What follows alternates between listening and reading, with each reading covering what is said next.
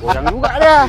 Kalau saya buat seperti ini kan goyang. Goyang. Nah, gimana caranya supaya yang goyang itu hanya yang depan aja? Yang dua ini nggak goyang. Gimana caranya? Coba Nah, kalau dipikirkan. saya goyangkan ini diam, ini yang goyang. Iya. Saya berhenti kan. Digoyang seperti ini, tapi yang goyang hanya yang ini aja. Kalau bisa 4 juta langsung diambil.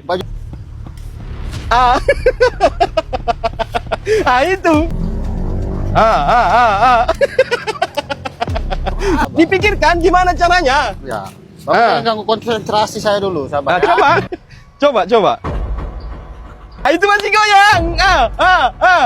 Harus dipikirkan secara logika.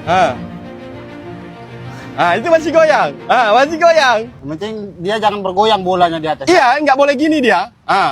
Hanya itu aja yang goyang. Gimana caranya?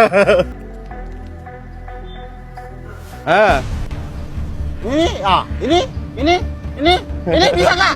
Ini. Iya. Terima kasih banyak.